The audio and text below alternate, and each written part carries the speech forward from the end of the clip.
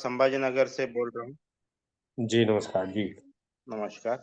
और अभी इस वक़्त मैं टीसीबीटी के बारे में जानकारी तो ले रहा हूँ सर, लेकिन बहुत कुछ ज़्यादा एडॉप्ट नहीं कर पा रहा हूँ। मैं थोड़ा-सा मतलब पूरी तरह से सिस्टमाइज़ नहीं कर पा रहा हूँ। तो यही अभी ये साल के अंदर जून में जो अभी सीज़न आएगा हमारा, उसमें हमें टीसीबीटी की तरफ पार्ट एंड पार्ट में मुझे जाना, ये मेरा टारगेट है। जिसमें मैं मेरा पूरा जो क्षेत्र है उसके अंदर का एक 8-10 एकड़ अलग से निकाल करके उसमें मैं टीसीबीटी अडॉप्ट करना चाहता हूँ। तो अभी कितने एकड़ लैंड है टोटल आपके पास में? सर मेरा टोटल एक 42 एकड़ के आसपास में लैंड है और इसमें लगभग मेरे 6 एकड़ में आम है और 5-6 एकड़ में मौसम्बी है, स्वीट लाइम और ओके, बाकी नया कुछ प्लांटेशन भी किया है।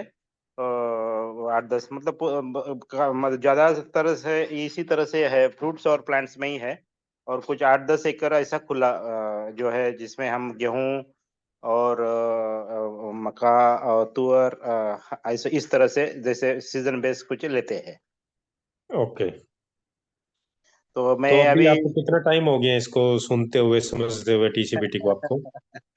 काफ़ी मतलब सच बताऊँ तो मैं अभी पूरी तरह से मैं नहीं जा पा रहा हूँ खेती में। अभी भी मैं थोड़ा-सा मेरा जॉब जो चल रहा है तो उसमें पूरी तरह से ध्यान नहीं देता हूँ। जहाँ जब भी मैं जाता हूँ तब मैं समझाता हूँ मेरे लोगों को टीसीबीटी के बारे में, तो पूरी तरह से अडॉप्ट नहीं कर पा रहे। मैं टीसीबीटी के बारे में और सारा सिस्टम के बारे में लगभग 2 साल से मैं पूरा जानकारी ले रहा हूँ सर। अभी आप मेंटली फिट होने लग रहे हैं, लेकिन फिजिकली फिट अभी नहीं है आप फार्म पे।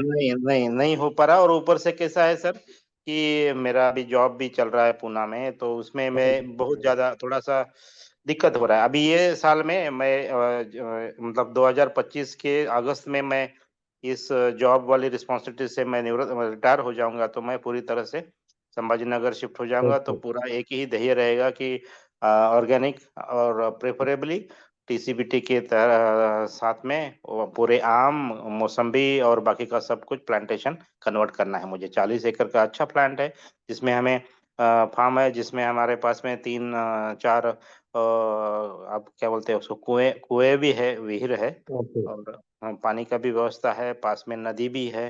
गोदावरी नदी बहुत ज़्यादा दूर नहीं है, 5-6 किलोमीटर के आसपास में आती है। ओके। जी सर। चलिए, बहुत अच्छा आप से बात करके आनंद आया। अभी जी। अनिरुद्ध जी,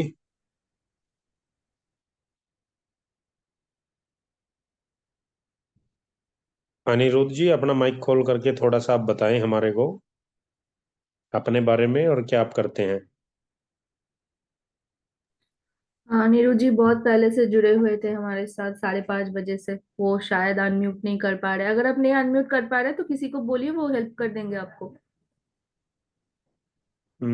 आपके पास में होगी ना इसकी वो हाँ तन्मय जी? नहीं, मैं सिर्फ म्यूट जी करवा जी, कर सकती दिया। हूँ। अनम्यूट नहीं करवा जी सकती। हाँ अनिरुद्ध जी। जी। जी। हाँ जी, आ रही मेरी आवाज। हाँ जी, हाँ जी। अभी आपका माइक दोबारा से बंद हो चुका है, उसको आप एक बार खोल लें। जी। जी।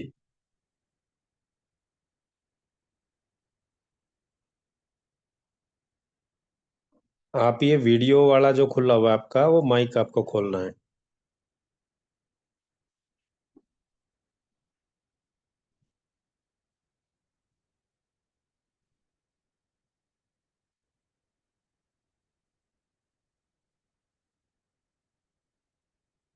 अनिरुद्ध जी, आप माइक नहीं खोल पा रहे हैं क्या? जी, जी। आ गई आवाज सर जी। जी। जी, मैं उत्तर प्रदेश से हूँ, जिला महोबा से। ओके। सर जी, मैंने भी ये भी शुरुआत करना चाहता हूँ टीसीबीटी से। अभी तक जी, आपने कोई शुरुआत नहीं की? थोड़ा थोड़ा की है। अपने खेत में वो चला दिया, ऊर्जा जल, जीवाणु जल चला दिया है। ओके। और वो कीट भक्षक वो तो कितनी लैंड है आपके पास में अनिरुद्ध जी? टोटल कितने एकड़ है आपके पास में? तो 40 एकड़ है सर जी। 40 एकड़ है, तो इसमें आप कितने में अडॉप्ट करना चाह रहे हैं इसमें टीसीबीटी को? अभी तो एक खेत में ट्यूबवेल है, वो कम से कम 15 एकड़ का है एरिया। ओके। तो उसी में अप्लाई किया था। तो अभी ज्यादा कुछ नहीं किया, बस ऊर्जा जल जीवाणु जल ही चलाया। जो गुरुजी ने बताया तो वो खाद बनाने की गाय के गोबर से जीवाणु जल डाल के, हम्म। तो वो भी बना के खेत में डाल दी है, 1-2 ट्राली। ओके, तो ये अभी कितने टाइम से आप फॉलो कर रहे हैं इसको, टीसीबीटी को? इसी साल सब ये, हाँ जी। इसी साल से जून जुलाई से। अच्छा, जून जुलाई से आपने स्टार्ट किया है, 24 में? जी जी। ओके। तो आलोक जी, आप भी थोड़ा सा बताएं। जी। Hello sir. सर हम यूपी उत्तर प्रदेश से सर, जी। लखनऊ से सर। ओके। सर ये हम टीसीबीटी से की पद्धति के आधार पर हम करना चाह रहे हैं सर।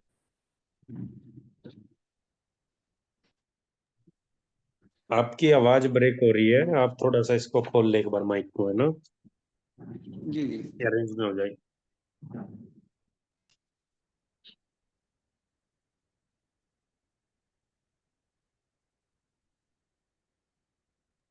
आवाज आ रही है आलोक जी आपको? जी आवाज आ रही सर। जी बोलिए। हाँ सर, ये हम कह रहे थे सर, यूपी से हैं, लखनऊ से सर। ओके। तो सर ये टीसीबीटी की पद्धति के आधार पर हम खेती करना चाह रहे हैं सर। पीसीबीटी के बारे में कब से आप सर्च कर रहे हैं, कि इतना आपने इसकी वीडियो वगैरह देखी है? जी जी जी। श्री कितने जी, वीडियो सर इसके कितने देखे टाइम हमने। से आप इसको लगे हुए हैं? कितने सर टाइम से इसको आप लगे लगभग हुए हैं हमें, इसमें? अभी सर इसको नया जान के अभी लगभग 1 महीना हुआ है सर। 1 महीने से इसको हम वीडियो सर, श्री ताराचंद बेला जी के सर वीडियो हम यूट्यूब पे देखते हैं सर, उन्हीं के माध्यम से हम सीख रहे हैं सर। ओके, अभी ये जो लखनऊ में ट्रेनिंग प्रोग्राम है, उसमें आप जा रहे हो क्या? हाँ सर, उसमें जाएंगे सर।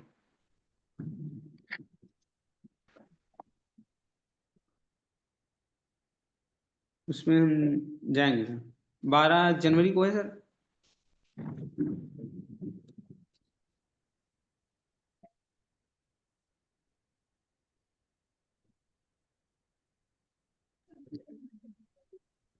तो अभी आप कुछ फार्मूले वगैरह आपने बनाए हैं, या फिर सिर्फ सर्च ही कर रहे हैं आप?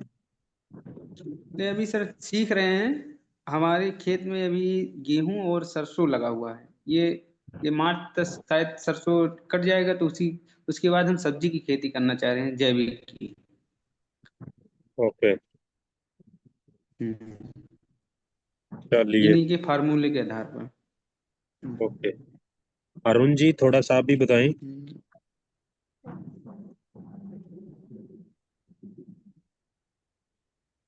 अरुण जी, आवाज आ रही है आपको?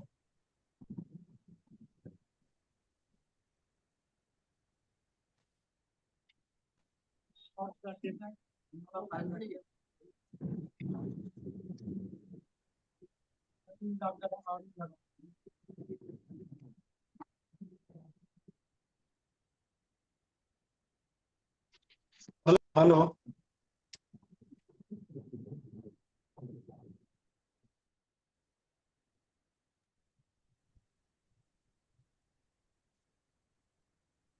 हाँ जी, आवाज आ रही है आपको मेरी?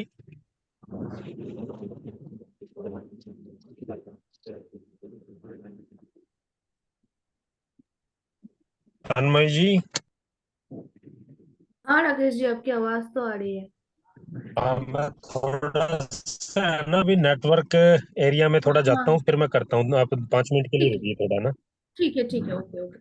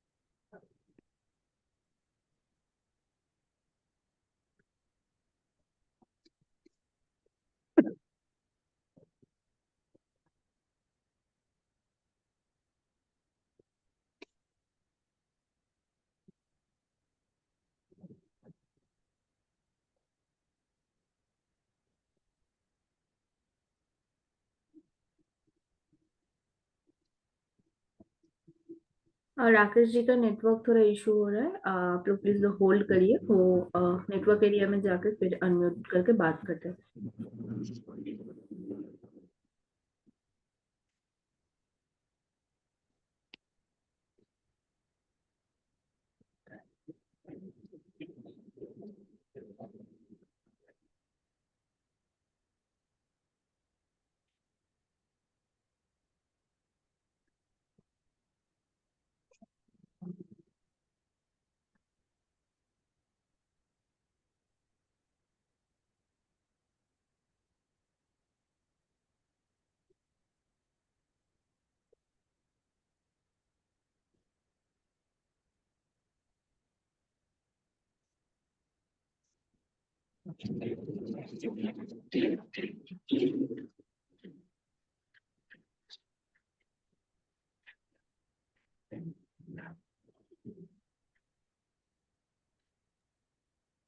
तन्मय जी, मुझे ये कहना था,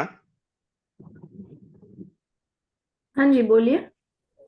एक कंपाइल्ड ऐसा फार्मूला का या कुछ ऐसा पीडीएफ आप शेयर कर सकते हो क्या? जहाँ पे सारे टीसीबीटीज फॉर्मूलाज होंगे। हाँ हाँ हाँ। आप अपना नंबर शेयर कर दीजिए चैट बॉक्स में, मैं आपका नंबर नोट कर लेती हूँ, आपको व्हाट्सएप नंबर सेंड करिएगा, फिर उसके नंबर पे मैं आपको भेज दूंगी।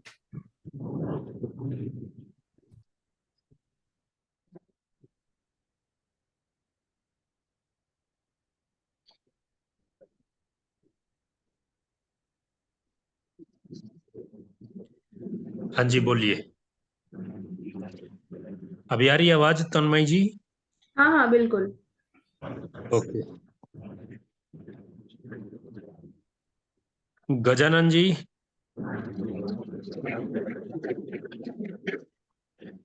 आपको आवाज आ रही है? गजानन जी थोड़ा सा अपना माइक खोल के अपने बारे में बताए थोड़ा सा, और कब से आप ये सर्च कर रहे हैं टीसीबीटी के बारे में?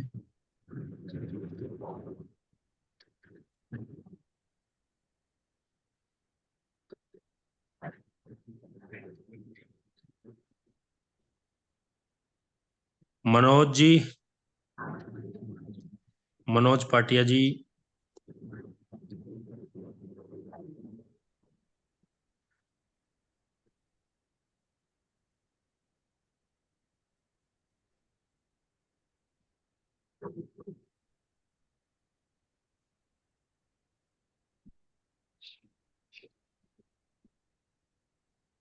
हाँ, अब हो रहा है। जी गजानन जी। नमस्कार जी राकेश भाई। नमस्कार जी। जी सर, आपकी ये चने की फसल से हमने शुरू कर दिया है अभी टीसीबीटी का। ओके। हाँ, तो पहले हमने 200 लीटर फसल से पहले ऊर्जा जल दिया। हम्म उसके बाद फफूंद भक्षक दिया 200 लीटर। हम्म। इस बाद फफूंद भक्षक पीएम चलाया 200 लीटर।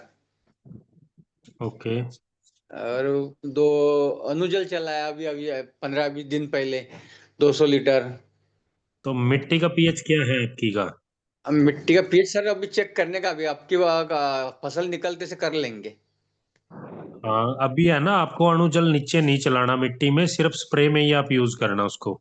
हाँ जी, स्प्रे किया था राय साहब से पूछ के कर लेता हूँ मैं। ओके, ओमकार राय जी से। ओमकार जी ओके। से मैं बात कर पूछ लेता और उनके हिसाब से चलता फिर। हाँ, आपको ये विशेष ध्यान रखना है सभी किसान भाइयों को, जिन्होंने मिट्टी का टेस्ट नहीं करवाया वो टेस्ट करवा लें, और जिनकी मिट्टी का पीएच हाई है वो अणु जल को गलती से भी नीचे मत चलाना, क्योंकि वो पीएच को हाई कर देगा, और हाई करने के बाद में आपका फिर वो नुकसान होना तय है। पीएच सर को आप वैसे लो करने के लिए काफी आपको खर्चा आ जाएगा, इसलिए उसको विशेष ध्यान आप सब रखिए। ठीक है जी। Sir, okay. जी सर। जी अरुण जी, थोड़ा सा बताएंगे अपने बारे में, या कब से आप कर रहे हैं, ये कितने एरिया में कर रहे हैं?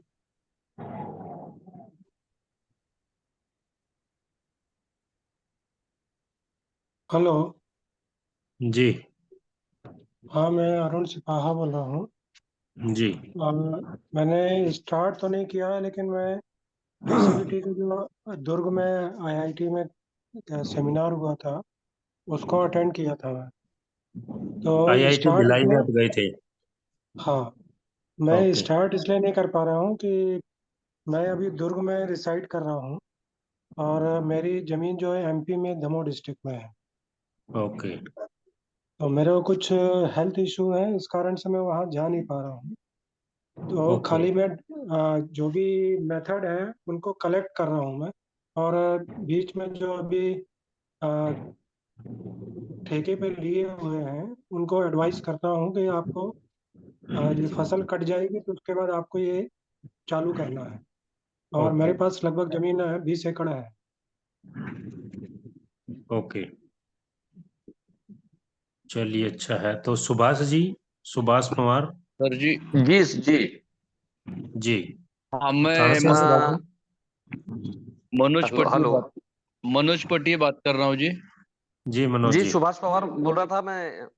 हेलो। तो बाद में जी बात करूँ? सुभाष, हाँ मनोज जी, आप बाद में थोड़ा करिए, पहले वो एक बार इनका ले लेते हैं, सुभाष जी का। जी जी जी जी, मैं ये कह रहा था, मैं सुभाष पवार बोल रहा था मुल्ताई मध्य प्रदेश से। ओके। ये सेकंड बार मेरी मीटिंग हो रही है जूम पे। और ओके। इसके पहले मैंने आपसे मेरे ख्याल से 15 दिन पहले एक मीटिंग में था मैं। मैं एक जानकारी चाह रहा था कि जैसे अपन जैव रसायन बनाते हैं, जी। तो नीम की खली जैसे अपन फलों का तो बनाते ही हैं, नीम जी, की खली का भी वैसे ही जैव रसायन 90 दिन में बनेगा? नहीं, खली का जैव रसायन आपको नहीं बनाना, सिर्फ नीम की निम्बोलियों का आपको बनाना है, जी जी जी। क्योंकि उसके अंदर जो कंटेंट है वो तो निकल ही जाएगा उसका, वो सब तेल में। तो खली में तो कुछ हाँ वो हाँ बचता ही नहीं है, वो वेस्ट ही बचेगा, है ना। तो वो खली का आपको नहीं हाँ। बनाना, आपको वो नीम की सीड्स का बनाना है, और साथ में आप उसकी पत्तियां वगैरह भी ले सकते हैं। जी जी देखिए, कोई भी आप पत्ती लोगे किसी भी प्लांट की, जो भी आप जैव रसायन बना रहे हैं, या किसी भी जड़ी बूटी को अगर आप पत्तियां या टहनी जिसकी आप ले रहे हो, वो आपको पूर्णिमा के आसपास लेनी है, क्योंकि जी पूर्णिमा में वो पूरे पौधे का जो ग्लूकोज है, उसका जो रस है, वो ऊपर की तरफ ज्यादा होता है, तो उसमें जी वो आपकी क्वालिटी आपकी अच्छी मिलेगी। और अगर आपको जी किसी की जड़ वगैरह जड़ी बूटियों में और उसमें लेनी है, या तना आपको लेना है, तो आप उसको अमावस्या के आसपास लीजिए, क्योंकि वो अमावस्या के जी जी आसपास जी। उसका वो नीचे रहता है जड़ों के अंदर। हाँ, ये तो मैंने जानकारी में था मेरे। एक और चीज चाह रहा था, जैसे हमारे यहाँ पे करंज जो होता है, करंजी होता है जो, हाँ जी। करंजी की पत्ती बहुत कड़वी होती है, तो उसका जैसे उसका जैव रसन बनाना तो पत्तियों का ही बन सकता है, या उसका जो फल होता है वो भी उसमें डालें साथ में? फल, फल भी डाल सकते हो, पत्तियां भी आप ले पर सकते हो खाली। जैसे फल जो है तो फल पर्टिकुलर टाइम पे ही आएगा, लेकिन पत्तियां कभी भी ले सकते हैं, किसी भी पूर्णिमा मतलब समय में ले सकते हैं, किसी भी माह में ले सकते हैं। हाँ, वो ले सकते हैं।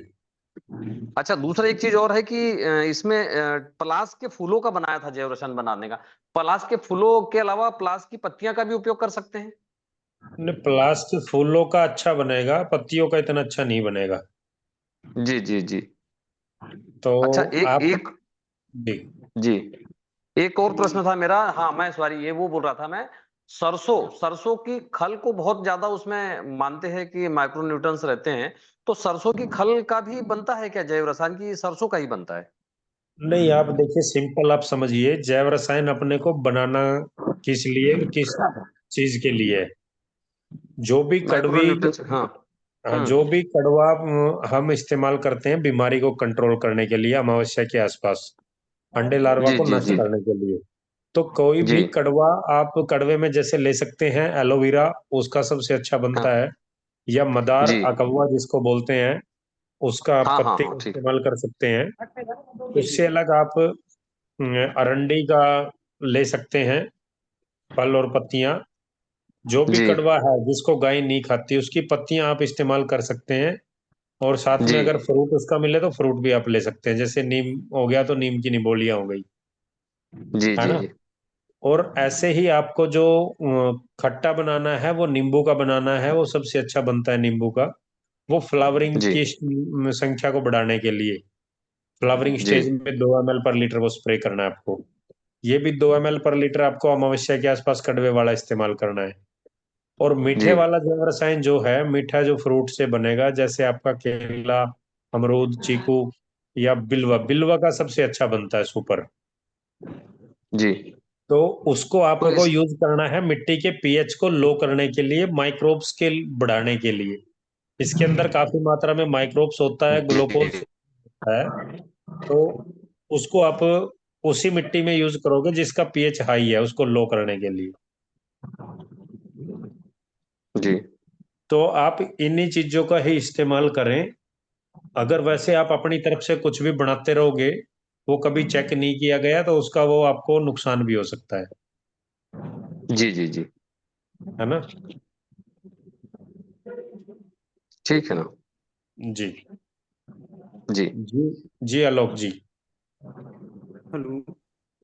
हाँ जी। राकेश जी, आई थिंक मनोज जी कुछ बोलना चाह रहे थे। हाँ जी मनोज जी बोलिए। हाँ जी प्रणाम। मैं नागपुर डिस्ट्रिक्ट मोदा ब्लॉक ग्राम निमखेड़ा से बात कर रहा हूँ। जी सर जी, हमारे यहाँ गुरुजी की एक बार मीटिंग हुई थी निमखेड़ा ग्राम में।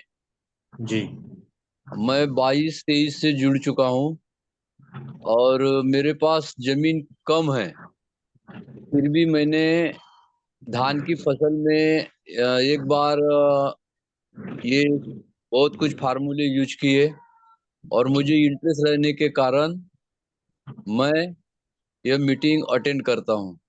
और मैं ओके। वो धान की फसल में स्टार्टिंग में लॉस हुआ तो फिर मैं मिर्ची की तरफ मुड़ा और अभी मेरी मिर्ची की फसल है और मैं मिर्ची के फसल में फार्मूले यूज करते रहता हूँ। तो ये धान में क्या प्रॉब्लम आई थी, लॉस किस वजह से हुआ धान में आपको? लॉस बोले तो मैंने वो जो रासायनिक केमिकल था टोटली बंद कर दिया था ओके। और जो फार्मूले यूज किए थे उसमें मिट्टी भी जो जितना प्रमाण में डालना था उतने प्रमाण में नहीं डाली थी। जो कुछ भी फार्मूले थे वो स्टार्टिंग में बहुत बिजी रहना पड़ता था और बहुत फार्मूले रहने के कारण टाइमिंग और अपना दूसरा काम एडजस्टमेंट नहीं होता था। तो उस कारण मुझे वो लॉस सहना पड़ा। तो फिर मैं बोला उतना खर्चा अगर अपन मिर्ची में करे तो अब बेनिफिट रह सकता है, तो इस कारण मैं मिर्ची की तरफ मुड़ा। और वो जो चावल थे वो मैंने अभी अभी बोले तो अभी 2 साल हो रहे हैं उसको, तो मैंने अभी वो बेच डाले। 50 किलो बैलेंस है। ओके।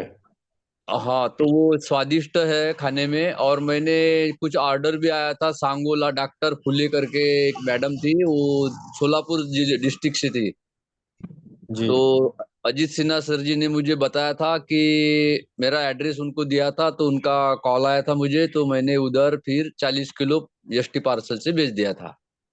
ओके। तो वो उन्होंने वो चावल की भी तारीफ की थी और हम भी घर में खा रहे हैं। तो और मनोज जी, ये आपने ऐसे किया कि बिना हथियारों के ही आप मैदान में चले गए लड़ने के लिए, और जब पूरी तैयारी आपकी नहीं थी तो इसलिए वो नुकसान आपको हो गया। हाँ जी, हाँ जी, वो नुकसान होता नहीं है वैसी, फिर भी वो बिजी रहना पड़ता है और सभी फार्मूले सोच समझ के सब करना पड़ता है। तो मैं वो करने के लिए लगा, मगर मुझे मेरा एक बेनिफिट ये हुआ कि मैं गुरुजी ये अपना ये टीसीबीटी से जुड़ा, तो जो एक मुझ में ये जो एनर्जी आई, उससे मैं घर में वो मेरे पास जमीन कम रहने के कारण फिर भी मैं वो बोरवेल खेत में तैयार की और वो सोलर भी लगाया। वो ये काम बहुत बढ़िया हो गया वो एनर्जी में। तो मैं कभी इसको भूलूंगा नहीं, और अभी भी मैं कुछ फार्मूले यूज करते रहता हूँ और टीसीबीटी सोल से सामान बुलाते रहता हूँ। ओके, और मीटिंग ये भी अभी अटेंड करते रहता हूँ। ओके, ये रेखा खांडे जी हैं। रेखा खांडे जी, थोड़ा आप अपना ये माइक खोल के थोड़ा बताएं अपने बारे में।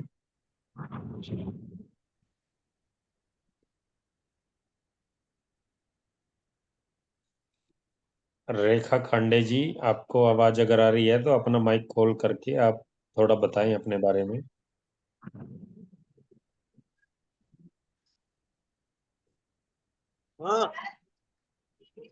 मैं चलेगा रात गएगा।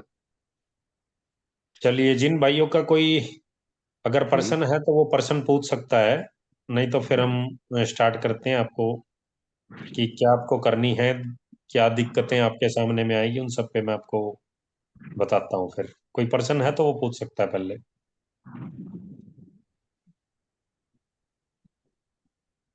जी सर जी। जी, मैं पूछा था, मैंने अपने नींबू के पेड़ की कटिंग की है अभी 7-8 दिन पहले, ओके, और नींबू का जैव रसायन मेरा बना रखा है 7-8 महीने पुराना। ओके। तो क्या इसी रसायन को नींबू में स्प्रे कर सकता हूँ फूलों के लिए? कर सकते हैं। मतलब 2 ml प्रति लीटर के हिसाब से। जी, और उसमें टमाटर और मिर्च में भी कर सकता हूँ, नहीं कर सकता? आप खट्टा जैव रसायन किसी भी फल पे, फूल पे, सब्जियों पे, किसी पे भी कर सकते हैं फ्लावरिंग की स्टेज में। जी। और कड़वे वाला इस्तेमाल होगा अमावस्या के आसपास, और मीठे वाला जाएगा जमीन में नीचे माइक्रोब्स को बढ़ाने के लिए, मिट्टी के पीएच को लो करने के लिए। और ये फूल बढ़ाने में देखिए, आप है ना इस सारे कंसेप्ट को सभी किसान भाई अच्छे से समझिए, क्योंकि अभी लगभग 40 से 50 हजार लोग टीसीबीटी को फॉलो करते हैं पूरे भारत में, लेकिन उसमें से जो सक्सेस है वो सिर्फ 150 से 200 लोग हैं।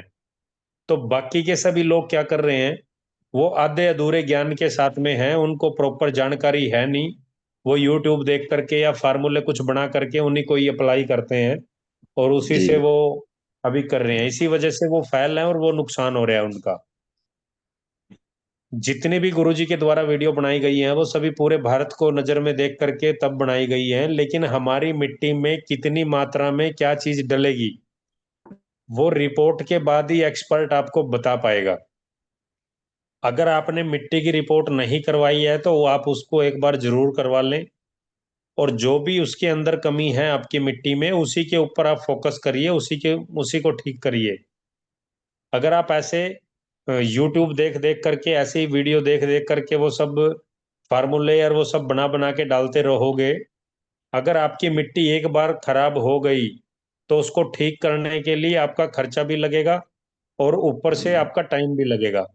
और मैं जो मैक्सिमम देख पा रहा हूँ अभी 12 से 14 स्टेटों में जो जा जा करके मैंने देखा है, मैक्सिमम लोगों ने सिर्फ फार्मूले चला करके या आधे अधूरे ज्ञान के साथ में जब एप्लीकेशन किया इन सब चीजों का, तो उनका कहीं ना कहीं नुकसान हो चुका है।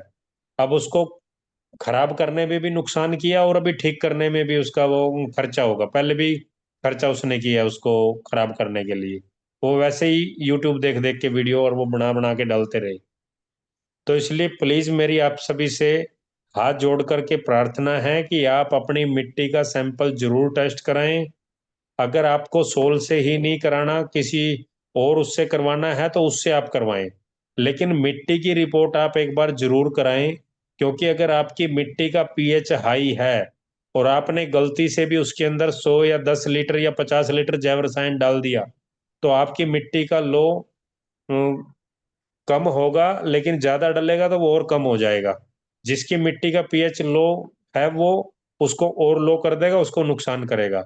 और जिसने भी भस्म रसायन डाल ली है अपने खेत में, या जिसने भी अणु जल नीचे चलाया है और उसकी मिट्टी का पीएच अगर हाई है, तो उसकी मिट्टी का पीएच और ज्यादा हाई हो गया है और उसको नुकसान उठाना पड़ रहा है। तो कोई भी भस्म रसायन आपको नीचे मिट्टी में नहीं ऐड करनी, आपको ये विशेष ध्यान रखना है। क्योंकि ऑलमोस्ट जितनी भी वीडियो गुरुजी की हैं उसमें जो जीवाणु कल्चर किट और भस्म रसायन किट, ये दो किटें ज्यादा बताई गई हैं और ज्यादातर किसान भाई इन्हीं को ही परचेज करता है।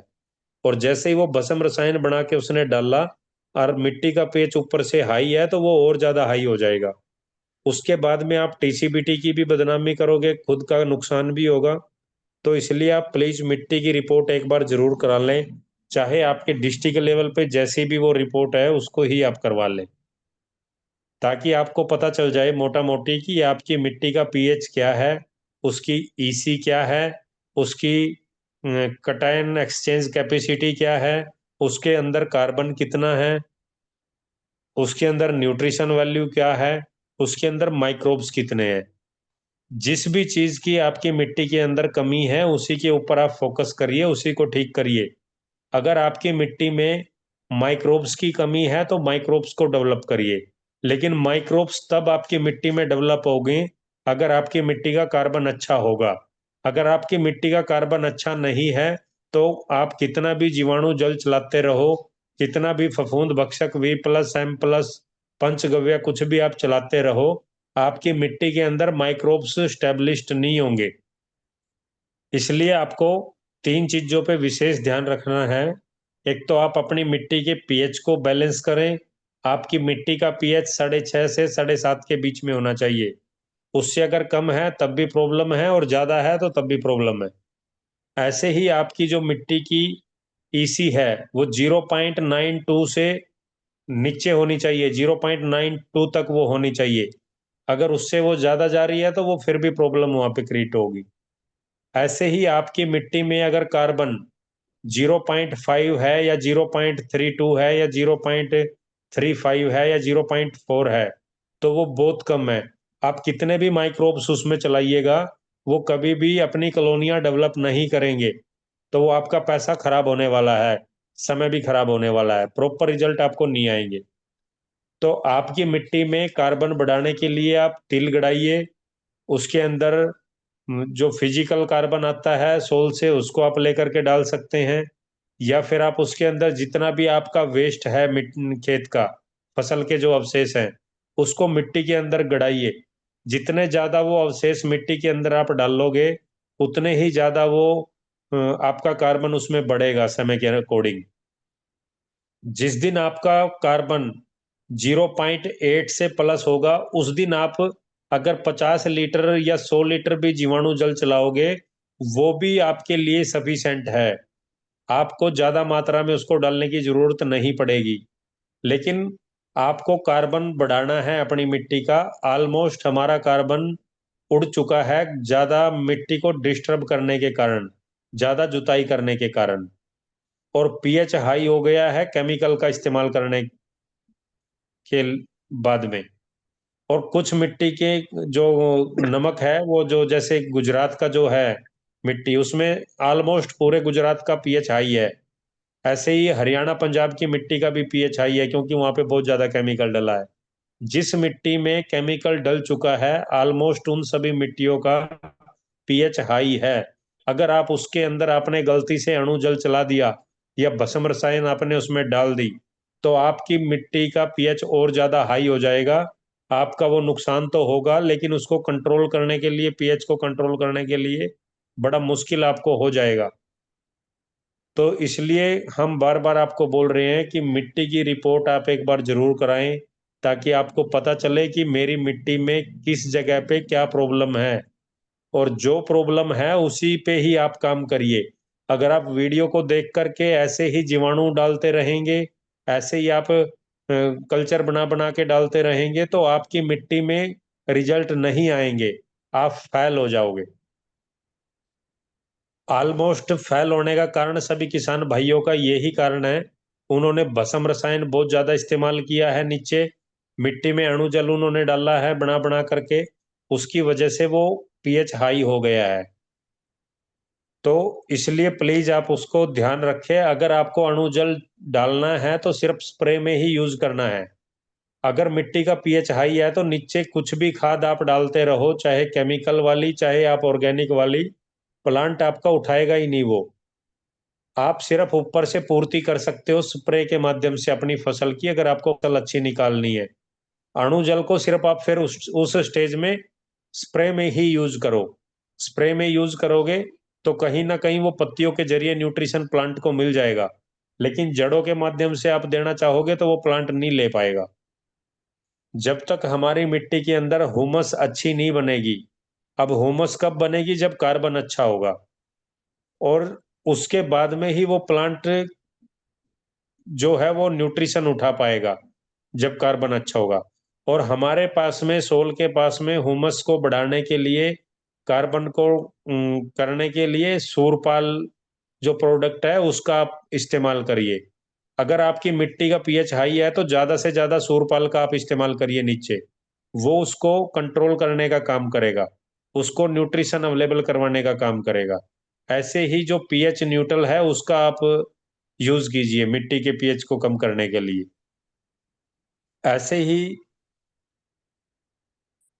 जितने ज्यादा माइक्रोब्स आप बढ़ाओगे उतना ही न्यूट्रिशन आपकी मिट्टी में से प्लांट को जाएगा बैक्टीरिया के थ्रू। और अगर बैक्टीरिया ही वहां पे ग्रो नहीं कर रहा है, पूरा कार्बन वहां पे नहीं है, तो आपको रिजल्ट नहीं आएंगे, आप फेल हो जाओगे। ऐसे में काफी सारे किसानों के कॉन्टैक्ट नंबर आपको दे सकता हूं, जिसकी वजह से ये प्रॉब्लम जिन्होंने फेस की है। अब वो कुछ लोग सोचते हैं कि चलो भाई टेक्निक अच्छी है और गुरुजी तो अच्छा ही बता रहे हैं, गलती हमारी है, तो वो ठीक है, लेकिन हमारे को वो चर्चा भी करनी है सभी फार्मरों को कि हमने क्या फार्मूला चलाया था और हमारी फसल में कितना प्रोडक्शन बढ़ा है या कितना प्रोडक्शन घटा है। जैसे अभी इन किसान भाइयों ने बताया कि धान में मेरा वो रिजल्ट नहीं आ पाया क्योंकि केमिकल एकदम बंद कर दिया, और जिस तरीके से उसमें न्यूट्रिशन चाहिए था प्लांट को वो नहीं मिल पाया। अब उसके लिए इसकी पूरी तैयारियां नहीं थी, इनको पूरा उसका ज्ञान नहीं था, या पूरा प्रॉपर तरीके से इसको ये करवा नहीं पाए, तो उसमें प्रोडक्शन डाउन जाएगी ही जाएगी। अगर ये सिर्फ फार्मूले चलाने से ही काम चल जाता तो ये प्रोडक्ट लेके आने की जरूरत नहीं पड़ती सोल के अंदर। ये भूमि उपचार की जो प्रक्रिया है ये आपकी 2 साल की प्रक्रिया है, 2 साल तक आपको ये करना पड़ेगा। जैसे जैसे कार्बन बढ़ेगा वैसे वैसे बैक्टीरिया उसमें ग्रो करेंगे, बैक्टीरिया उसमें अपनी कॉलोनियां डेवलप करेंगे। अब वो एक दिन में तो आप बढ़ा नहीं सकते, उसके लिए वो समय लगेगा। आपको तिल की हरी खाद भी उसमें गड़ानी पड़ेगी, उसके अंदर फिर वो सड़ेगी, हुम्मस बनेगा, कार्बन बढ़ेगा, तब वो बैक्टीरिया उसके अंदर बढ़ेगा। अब ये स्लो प्रोसेस है। न्यूट्रिशन को तो आप पूरा कर दोगे मिट्टियां वगैरह एक डाल करके, एकदम मिट्टी को पॉजिटिव भी कर लोगे आप ऊर्जा जल के साथ में, लेकिन मिट्टी के अंदर ह्यूमस बनना बहुत जरूरी है। कार्बन अगर नहीं होगा तो आपकी चीजें वो प्लांट नहीं उठा पाएगा, माइक्रोब्स नहीं बढ़ेंगे वहां पे। तो ये जो स्लो प्रोसेस है, इसीलिए भूमि उपचार की प्रक्रिया 2 साल की है। और इस 2 साल के दौरान आपकी फसल की जो प्रोडक्शन है वो कम ना निकले, उसमें कहीं ना कहीं आपको सपोर्ट मिल जाए।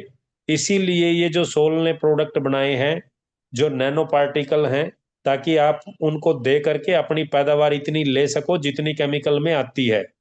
अब खर्चा तो आप केमिकल में भी करते हैं, तो इतना ही खर्चा या उससे कम खर्चा आप ऑर्गेनिक में इन उत्पादों को यूज करके कर लोगे तो आपको नुकसान नहीं होगा। आपकी मिट्टी भी बचेगी, मिट्टी में भूमि उपचार की प्रक्रिया भी चलती रहेगी, साथ में आपका प्रोडक्शन भी डाउन नहीं जाएगा। और अगर आप इसको सोचोगे कि भाई फार्मूले से ही हम उसको ठीक कर लें या फार्मूला चलाने से ही वो ठीक हो जाएगा, तो ये हम सब किसान भाइयों की गलत फहमी है। इसको आप दूर कर दीजिए। अगर दूर नहीं हो पा रही है तो मैं उन फार्मरों के कॉन्टैक्ट नंबर आपको दे दूंगा जिनको काफी लॉस हुआ है, तो वो उनसे आप बात करिए, वो आपको बताएंगे अपनी जर्नी कि कैसे उन्होंने वो सब किया और कैसे उनको नुकसान उठाना पड़ा। तो इसलिए प्लीज आप अपनी मिट्टी की रिपोर्ट जरूर टेस्ट कराएं। जो भी उसके अंदर अनबैलेंस है उसी के ऊपर फोकस करें भूमि उपचार के लिए, और उसी प्रोडक्ट का आप इस्तेमाल करें जिसमें फसल की रिक्वायरमेंट है, जरूरत है। अगर उसमें नैनो एनपीके की जरूरत है तो नैनो एनपीके प्लांट नीचे से नहीं उठा पा रहा है तो आप ऊपर से नैनो एनपीके का स्प्रे दे करके अपनी फसल को बचाएं, अपनी प्रोडक्शन को बचाएं। अगर उसमें पोटेशियम की कमी है तो पोटेशियम उसको दे, कैल्शियम की कमी है तो कैल्शियम उसमें दे, आयरन की कमी है तो आयरन आप उसमें दे। जो भी आपको लगे सिचुएशन, स्थिति और परिस्थिति के अनुसार जिस भी चीज की रिक्वायरमेंट आपको लगे आप उसको पूरा करें। और जो ये खट्टा जैव रसायन, कड़वा जैव रसायन और मीठा जैव रसायन हम बात करते हैं, कुछ किसान भाई बोलते हैं कि कड़वा जैव रसायन स्प्रे कर दिया तो उससे बीमारियां ठीक हो जाएंगी क्या? वो सिर्फ आप हल्की रोकथाम कर सकते हो, जड़ से खत्म नहीं कर सकते। अगर आपके प्लांट के अंदर न्यूट्रिशन की डिफिशियंसी है, आप 2-4 दिन के लिए, 10 दिन के लिए उसको कंट्रोल कर सकते हो, लेकिन उसको रोक नहीं सकते। इसलिए वो रामबाण, बजरंग बाण और त्रिशूल का निर्माण करना पड़ा प्रोडक्ट के रूप में, ताकि आप तुरंत से वो डाल करके तुरंत में उसको कंट्रोल कर ले, आपकी फसल का उससे नुकसान होने से बच जाए, आपकी प्रोडक्शन पे उसका कोई इफेक्ट ना पड़े। इसलिए तो जो भी चीज की रिक्वायरमेंट आपको है उसी को आप इस्तेमाल करिए, अपनी फसल को देख करके, उसकी स्थिति और परिस्थिति को देख करके। अगर आप उस सूझबूझ के साथ में चलेंगे और करेंगे तो आप सक्सेस हो जाओगे। अदरवाइज आप सब लोग फेल होने वाले हैं जो वीडियो देख करके या बिना एक्सपर्ट के खुद के उससे दिमाग से काम कर रहे हैं। या तो खुद के पास में इतना दिमाग हो कि ये पता रहे कि इसके अंदर क्या डिफिशियंसी अभी है, उसको आप किसी भी रूप से पूरा कर दो, या फिर आप एक्सपर्ट के संपर्क में रह करके उनसे पूछिए और वो बताएंगे आपको कि क्या भी इसमें प्रॉब्लम है और कैसे ये दूर होगी। इससे संबंधित किसी किसान भाई का कोई प्रश्न है या कोई राय है तो वो कर सकता है, दे सकता है।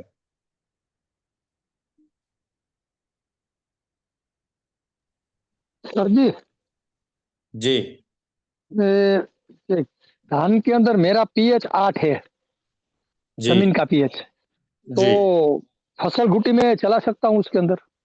गलती से भी फसल घुट्टी आप उसमें मत चलाना, क्योंकि फसल घुट्टी में आप नमक यूज करोगे।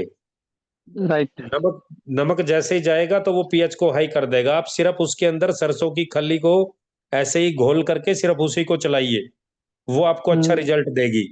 और मीठा जैव सुना, रसायन कम से भी कम एक पानी के साथ में 20 से 25 लीटर आप चलाएं। 1 एकड़ पे एक? 1 एकड़ में 20 से 25 लीटर मीठा जैव रसायन। और जो ये खली का जो हम ये फसल गुट्टी जो बनाते हैं, इसमें आपको ये नमक नहीं ऐड करना। नमक सिर्फ नहीं ऐड चूना करना? कर सकते हो, चूना भी बहुत कम मात्रा में, लेकिन सिर्फ सरसों की खली खली को आप इसमें इस्तेमाल करो, क्योंकि उसके अंदर नाइट्रोजन, फास्फोरस जैसे न्यूट्रिशन होते हैं, तो वो उसको अच्छा करेगा।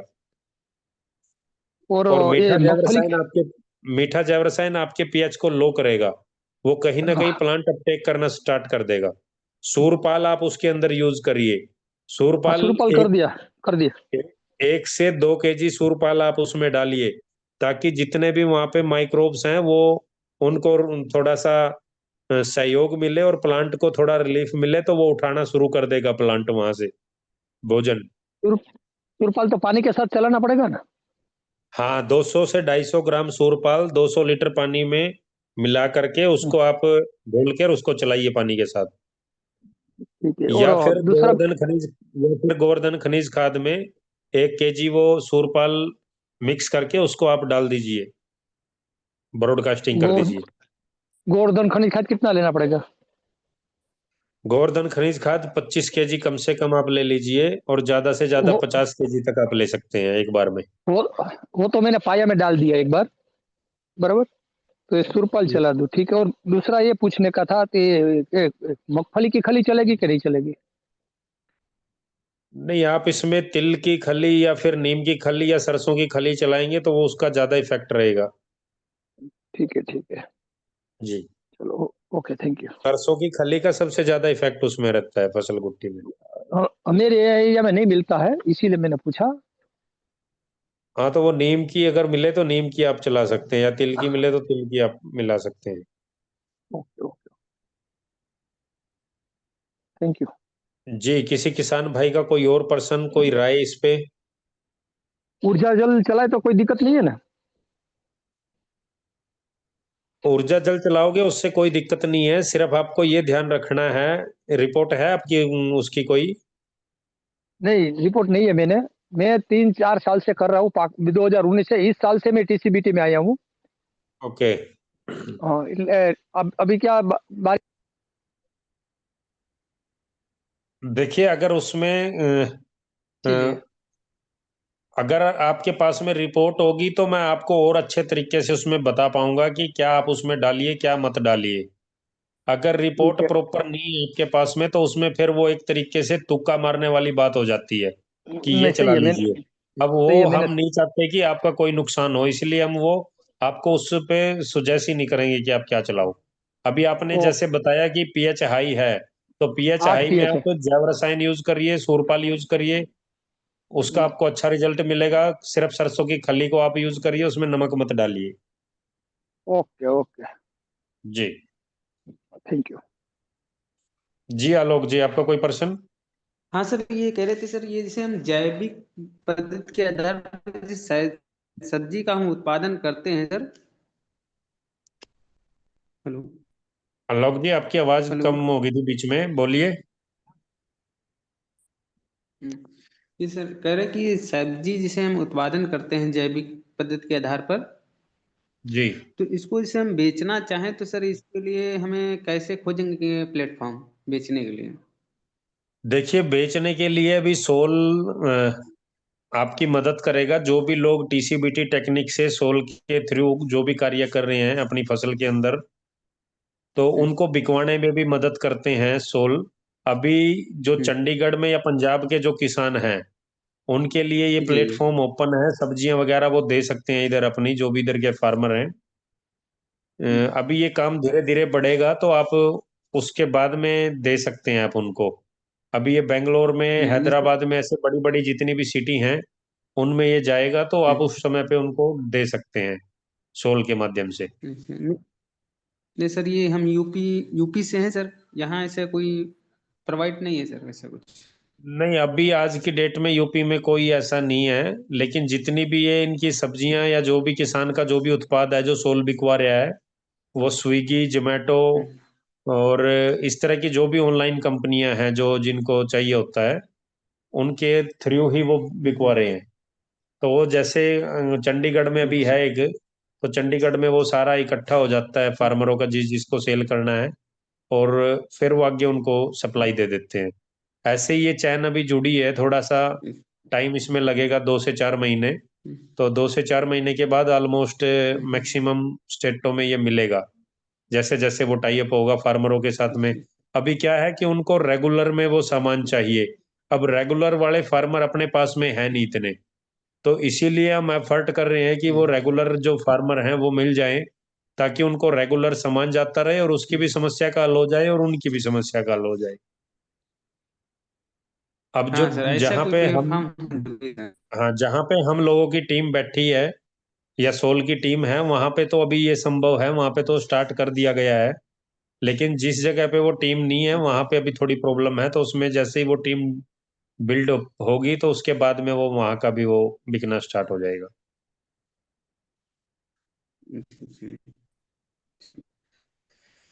अच्छा सर, ये कि जो गौमूत्र होता है सर, इसको हम कितने दिन संग्रहित करके रख सकते हैं? देखिए, ये जितना भी पुराना होगा उतना ही क्वालिटी इसकी अच्छी होती चली जाएगी, उतना ही ये गाढ़ा होता चला जाएगा। आप लॉन्ग टर्म के लिए इसको रख सकते हैं ड्रम में।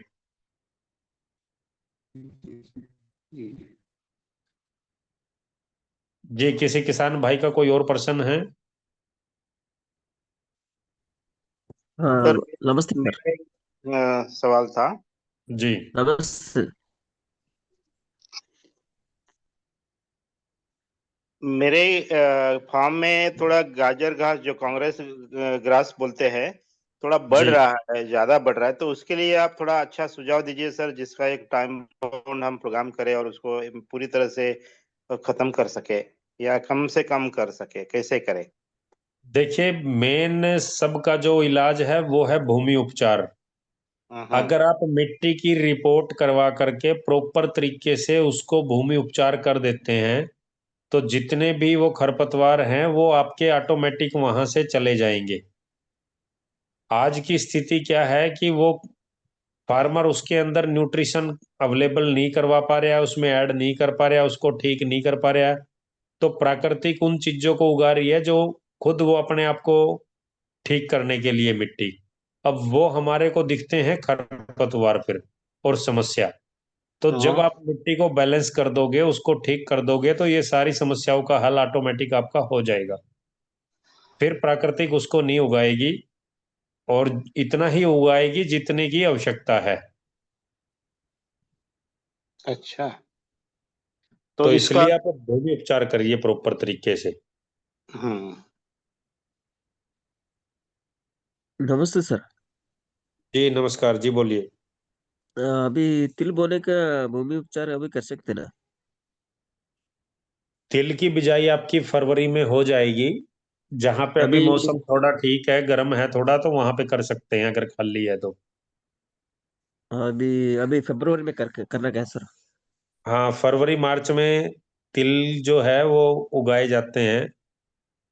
अच्छा देखिए, अच्छा। जो ही आप जितना भी आप अंदर मल्च जो करना चाह रहे हैं ना, या हाँ हरी खाद जो भी करना चाह रहे हैं, ये बरसात हाँ। से पहले आपको करना है। बरसात जब ओके। ये जितना भी आपने मान लो तिल अंदर गड़ाया मिट्टी के अंदर, या आपने हाँ। ढैंचा या मूंग या कोई भी आपने अंदर क्रॉप उगा करके उसको अंदर गड़ाया, और ओके। बरसात के समय पे अगर आप उसको करोगे, बरसात के समय पे वो अंदर गड़ेगा और ऊपर से बरसात उस पे पड़ेगी, तो हुमस उसमें सबसे ज्यादा बनेगी। उसमें सबसे ओके। ज्यादा आपका जो कार्बन है वो बढ़ेगा। अगर आप बरसात के ज्यादा पहले या बाद में आप करते हैं उसको, वो इतना इफेक्टिव नहीं होता।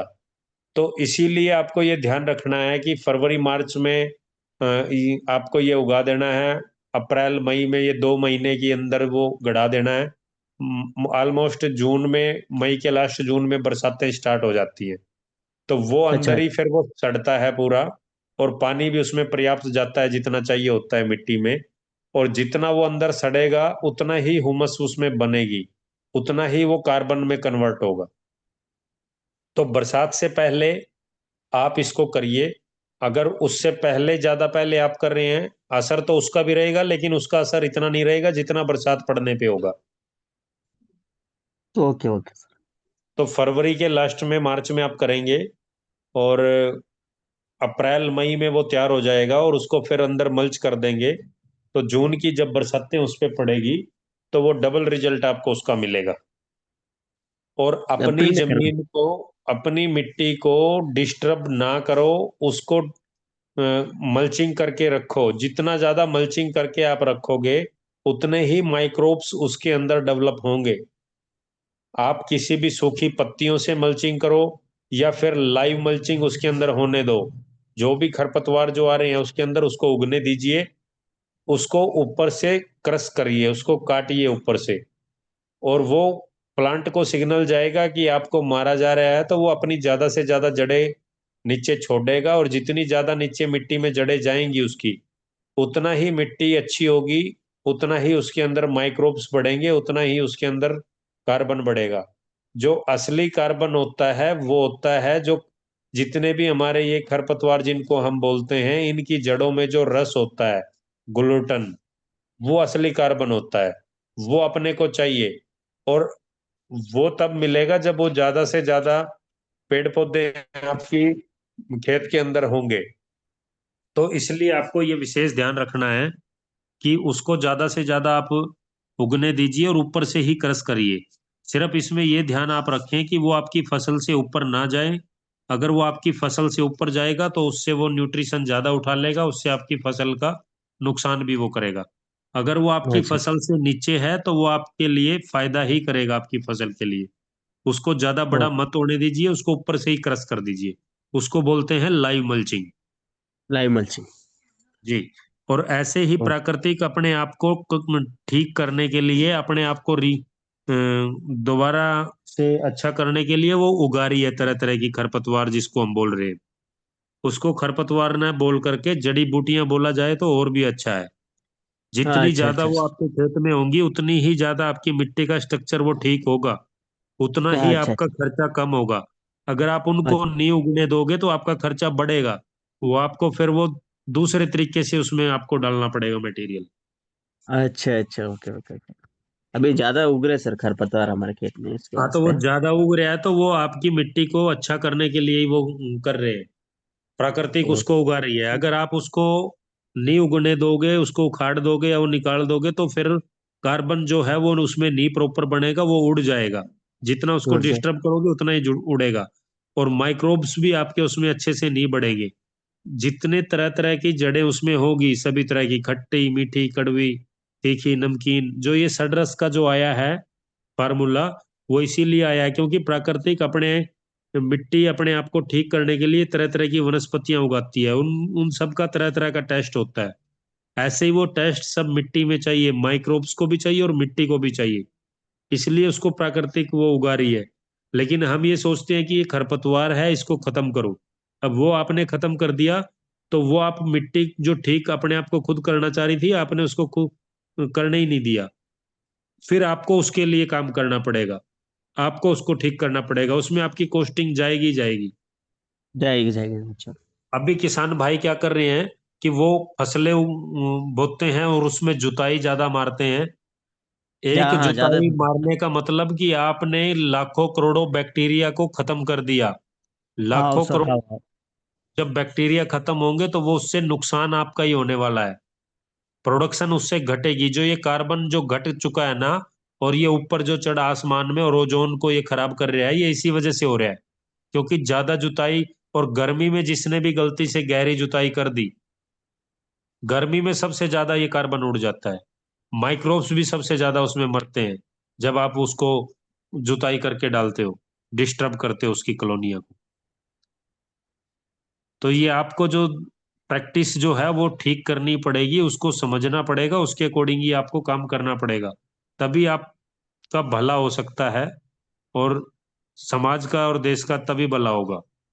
अदरवाइज वो लगे रहेंगे, जितना वो उसमें डाल लेंगे उतना ही वो प्रोडक्शन में ले लेंगे, उससे ज्यादा फिर वो खर्चा और बढ़ जाएगा। इसीलिए किसान आज कर्ज में है, क्योंकि वो प्रॉपर तरीके से चीजों को समझता नहीं है और गलत प्रैक्टिस करता है, उससे वो लगातार खर्चे उसके बढ़ते जा रहे हैं। हाँ सर, हाँ। जी अनंत जी, कोई प्रश्न है आपका? हाँ हाँ सर, मैं ये ब्रो। बोल रहा था, ये जो कांग्रेस ग्रास जिसे मैं रेफर कर रहा हूँ, जो उसको हम गाजर गवत भी कहते हैं महाराष्ट्र में, या जी कांग्रेस घास भी कहते हैं, जो बहुत दिनों पहले बाहर से आया था हमारे पास, क्या वो जी। भी खरपतवार है, या फिर वो तो मतलब फैलते जाता है सर? वो तो बहुत खतरनाक चीज है। मतलब एक बार मान लीजिए थोड़ा सा एरिया में आ गया तो उसके बीज वो 1-2 इंच के ऊपर ही उसको बीज आने लगते हैं और वो फैलते जाता है। तो नहीं, उसके बीज बीज तो आएंगे यार, जितने ज्यादा बीज झड़ेंगे उतने ही ज्यादा। अगर उसके अंदर, मिट्टी के अंदर मान लो उसी को उगाने की कैपेसिटी है, तो वो उसी को ही उगाएगी, उसी को ही पाल पाएगी। नहीं, साथ में सारी बाकी की फसलें भी आती है, लेकिन ये बहुत बढ़ जाता है तो फिर एकदम मतलब फिर वो आप हार्वेस्टिंग के इसकी लिए भी तकलीफ होती आप है। इसकी एक आप इसकी एक चीज नोट करिए। जहां हाँ। पे इसकी जड़ें हैं मिट्टी के अंदर, इसके आसपास की मिट्टी का स्ट्रक्चर कैसा है, एक तो वो आप उसको एनालाइज करके थोड़ा मुझे बताना। और दूसरा ये कि जैसे ही वो थोड़ा सा भी बड़ा होगा ना, लगभग हम्म। आधा फुट के आसपास का, तो आप ऊपर से क्रश उसको कर दीजिए, काट दीजिए। ये आइडिया आज मेरे को तो बहुत अच्छा लगा सर, आपका ये ऊपर से काटने का। तो ये तो मैं अभी इमीडिएटली फॉलो करवाऊंगा उनसे। बट यही है कि ऐसा लगता है कि दूसरा घास एक बार हमको अच्छा लगेगा, लेकिन ये गाजर घास जो है, या गाजर गवत जिसे बोलते हैं, ये बहुत ज्यादा परेशानी करता है। कई लोगों को उसकी एलर्जी भी हो जाती है। नहीं, वो इसीलिए हो रही है क्योंकि उसकी प्रॉपर जानकारी हमारे को नहीं है। जैसे ही आप उसको ऊपर से क्रश कर दोगे और उसकी जड़ें नीचे जाएंगी गहराई हम्म। में, वो आपको फायदा करेगा, ना कि नुकसान। अभी नुकसान आपको इसलिए दिख रहा है उसका, क्योंकि वो ऊपर से ज्यादा बड़ा हो जा रहा है, नीचे का आपको दिख नहीं रहा है, और उसकी फिर जो सीड्स हैं वो ज्यादा गिर जा रहे हैं और वो ज्यादा फिर उग जा रहे हैं। अगर आप उसको ऊपर से क्रश कर दोगे ना तो उसके सीड आएंगे ना वो आगे उगेगा, और जितना भी है वो उसी से मिट्टी का स्ट्रक्चर ठीक होना स्टार्ट हो जाएगा। ठीक है सर, ठीक है। कोई भी चीज प्रकृति के अंदर खराब नहीं है, वो खराब हमारे को दिखती है। आप ये सीधा सीधा समझ लें। अगर प्राकृतिक में उसकी जरूरत नहीं होती तो वो उसको नहीं उगाती। सर इनको कर्स कैसे करें खरपतवार ये को? आजकल है ना, इसका एक तो वो भी आता है जो आप हाथ के साथ में ही क्रश करने की मशीन एक आती है, और लगभग वो 2,000 रुपए के आसपास की है। ग्रास व्यक्ति कटर उसको, आता है सर, ग्रास कटर आ जाता है। हाँ ग्रास कटर, वो ही उसको कर देगा। तो उसमें तो फसल होगी तो उसको भी मत करेगा वो। चलिए, अभी हमारा टाइम भी नजदीक हो चुका है, तो अभी 2 हैंड रेज किए हैं, राजीव वर्मा जी ने और महेश जी ने, तो आप अपना प्रश्न रखिए। जी महेश जी। सभी किसान भाइयों को राजीव वर्मा का नमस्कार। जी नमस्कार। सर जी, आपने जो बताया उसके हिसाब से इस बार हमने अपने खेत में मुकैया लगाई है। मुकई बोलते हैं उसे, ये मटर के ओके। बराबर होती है। तो इसके बीच में जो जी छोटे छोटे खरपतवार जम रहे हैं, तो कोई प्लान बनाया गया तो उसे फावड़े मतलब कुदाल से गोड़ दिया जाएगा। तो आप जिस हिसाब से बता रहे हैं उस हिसाब से गोड़ने की जगह इसे जब थोड़ा बड़ा हो जाए, 1.5 इंच या 2 या 3 इंच के आसपास, तो इसे कटर से काट दिया जाए। जितना उसको कटर से आप काट दोगे आपकी मिट्टी को वो उतना ही अच्छा करेगा। हाँ, बस आप यही सीधा हमारा आपसे समझ लो, सवाल था। क्योंकि प्राकृतिक ने उसको किसी कार्य के लिए चुना है, किसी कार्य को करने के लिए उसको उगाया है। अब वो जी आपको समस्या इसलिए दिख रही है कि क्योंकि वो आपकी फसल से ऊपर चला गया है, जी जी जी। तो उसको आप ऊपर से क्रश कर देंगे, उस प्लांट को ये सिग्नल जाएगा कि उसको मारा जा रहा है, तो वो ज्यादा से जी। ज्यादा जड़ें अपनी वो नीचे छोड़ेगा, और जितनी अच्छा। ज्यादा जड़ें मिट्टी में जाएगी उतने ही जी माइक्रोब्स उसमें बढ़ेंगे, उतना ही कार्बन उसमें बढ़ेगा, उतना ही मिट्टी का स्ट्रक्चर वो अच्छा होगा, उतनी ही वायु मिट्टी में बढ़ेगी। जी जी जी। जी okay, thank you sir, thank you sir, thank you. जी महेश जी, आपका कोई प्रश्न?